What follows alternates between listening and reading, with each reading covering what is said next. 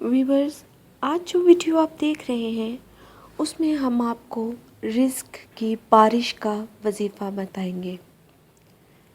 جیسے جیسے ویورز آپ یہ وظیفہ کرتے جائیں گے انشاءاللہ تعالیٰ العزیز رزق کہاں کہاں سے دروازے توڑ کے آئے گا، آپ خود بھی یہ اندازہ نہیں لگا سکیں گے۔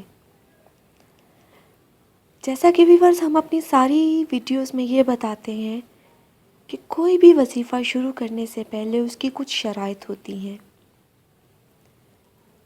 نماز کا پابند ہونا، جھوٹ، غیبت، چوری چکاری، بغض، کینہ، ان چھوٹی چھوٹی چیزوں کو ہم جو چھوٹا بولتے ہیں، اصل میں یہ بہت بڑے گناہ کا سبب بنتی ہیں۔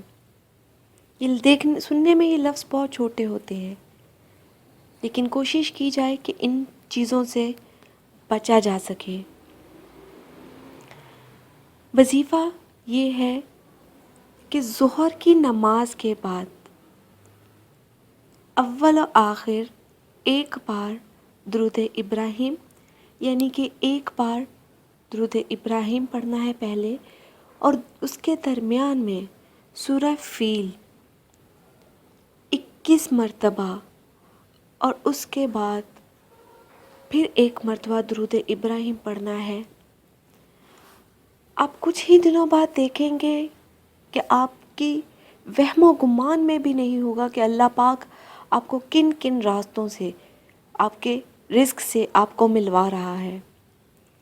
انسان سوچ بھی نہیں سکتا، ایسے ایسے راستے اللہ پاک اس وظیفے کے صدقے پیدا کر دیتا ہے۔